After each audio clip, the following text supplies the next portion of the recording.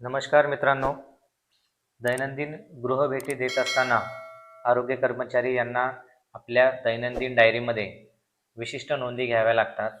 नेमक्या कोणकोणत्या नोंदी घ्याव्या लागतात त्याची थोडक्यात माहिती या व्हिडिओच्या माध्यमातून घेण्याचा प्रयत्न करूया. सुरुवातीला आपण या ठिकाणी असं समजूया की हे तुमच्या डायरीचं पेज आहे आणि या पेजवर आपण गृहभेटी देत असताना आज कोणकोणत्या नोंदी घेतल्या पाहिजे याची माहिती घेऊया. त्यापूर्वी दैनंदिन गृहभेटी करत असताना प्रत्येक दिवसाला नवीन पेज करणे आवश्यक आहे, जेणेकरून माहिती सुटसुटीत राहील. मासिक मीटिंगच्या वेळी दर महिन्याला तुम्हाला प्रत्येक आजारानुसार गोषवारा काढणे शक्य होईल, म्हणून प्रत्येक दिवशी नवीन फ्रेश पेज घ्या. आता आपण या ठिकाणी सुरुवात करूया की सुरुवातीला तुम्ही दिनांक टाकून घ्या. ज्या दिवशी आपली गृहभेट आहे त्या दिवसाचा दिनांक, कोणत्या गावामध्ये व्हिजिट करणार आहात त्या गावाचं नाव लिहा. इथे वाडी, वस्ती, नगर, मोहल्ला किंवा तुमचं कार्यक्षेत्र असेल ते टाकून घ्या.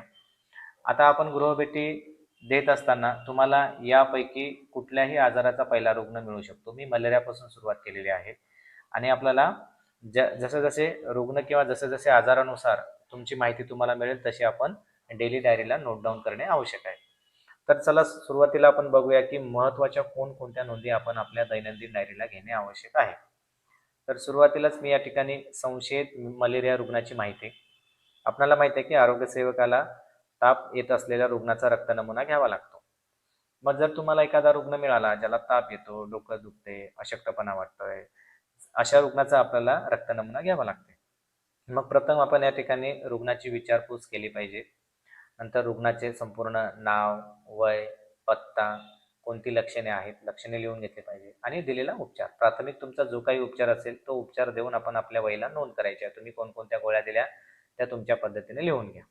आणि झाल्यानंतर आपण रक्त नमुना घेऊन BS म्हणजे हे आपलं रक्त नमुन्याचं नाव झालं आणि इथे नंबर जो आहे तुमचा, इथे नंबर टाकायचा. तो नंबर तुमच्या सिरियल प्रमाणे कुठलाही असू शकतो. जो असेल तुम्ही टाकून घ्या आणि याला संपूर्ण गोल करा, जेणेकरून ते हायलाइट होईल. इत्यादी आपण मलेरियाबद्दल माहिती घ्यायची आहे.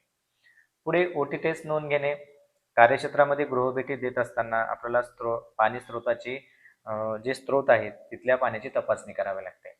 मग तुम्ही जेवढ्या गृहभेटी देणार आहात त्या कार्यक्षेत्रामध्ये जेवढे स्त्रोत आहेत सर्व स्त्रोताची आपल्याला OT टेस्ट घ्यावी लागते.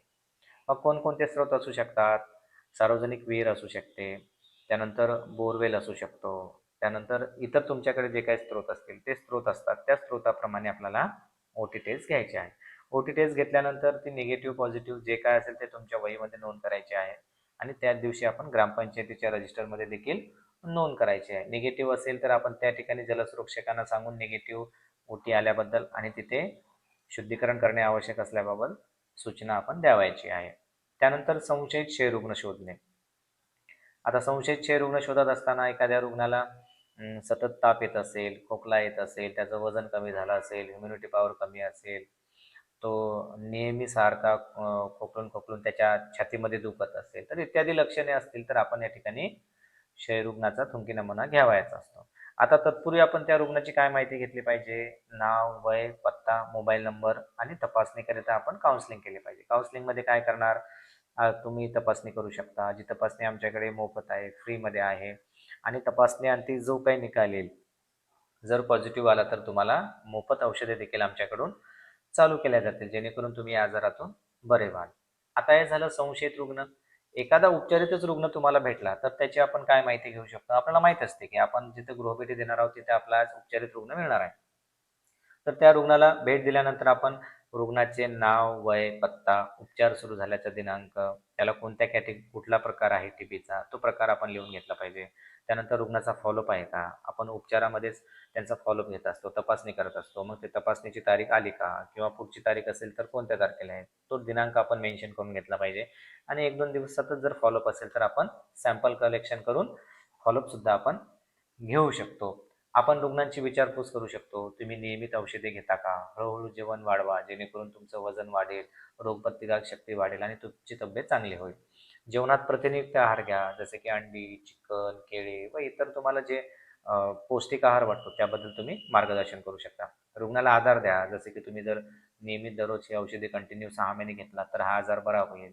जर तुम्ही औषध घेणे टाळले तर परत तुम्हाला 12 महिने किंवा 24 महिन्याचा उपचार घेण्याची गरज पडू शकते. म्हणून आत्ताची जर तुम्ही औषधे व्यवस्थित घेतली आणि पूर्ण केली तर तुम्ही या आजारातून बरे व्हाल, अशा पद्धतीने आपण काउन्सिलिंग करू शकतो.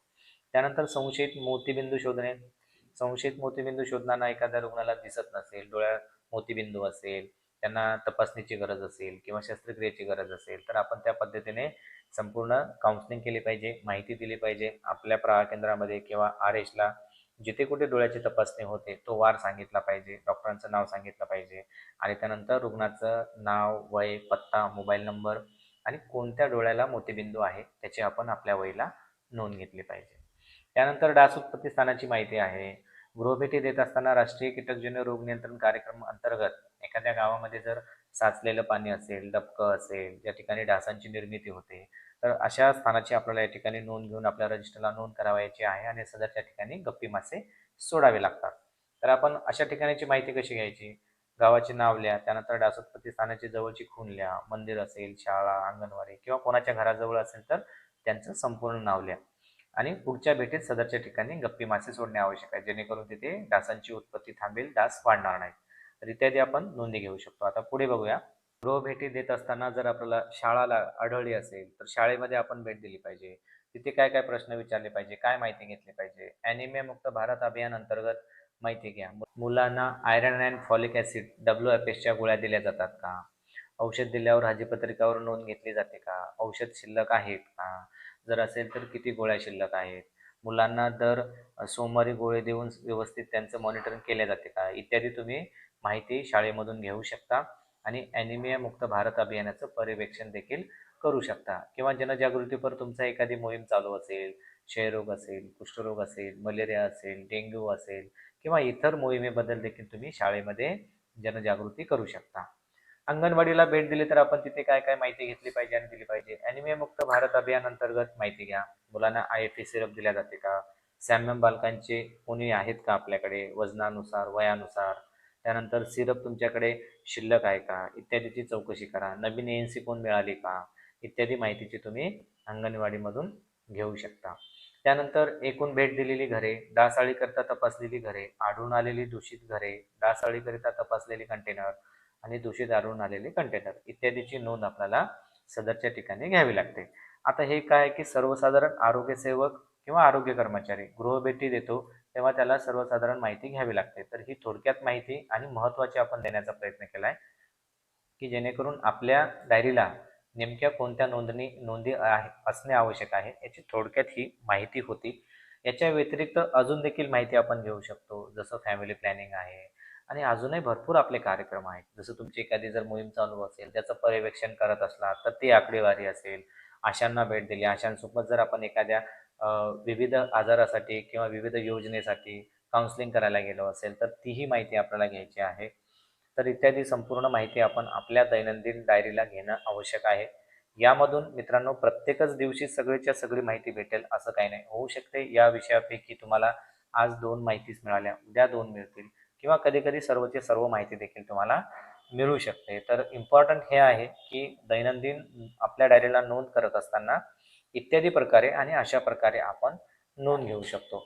तुम्हाला जर ही माहिती आवडली असेल तर आपल्या मित्रांना नक्की शेअर करा आणि अशाच नवनवीन माहितीसाठी या चॅनलला मात्र सबस्क्राईब करायला विसरू नका. Thank you. धन्यवाद.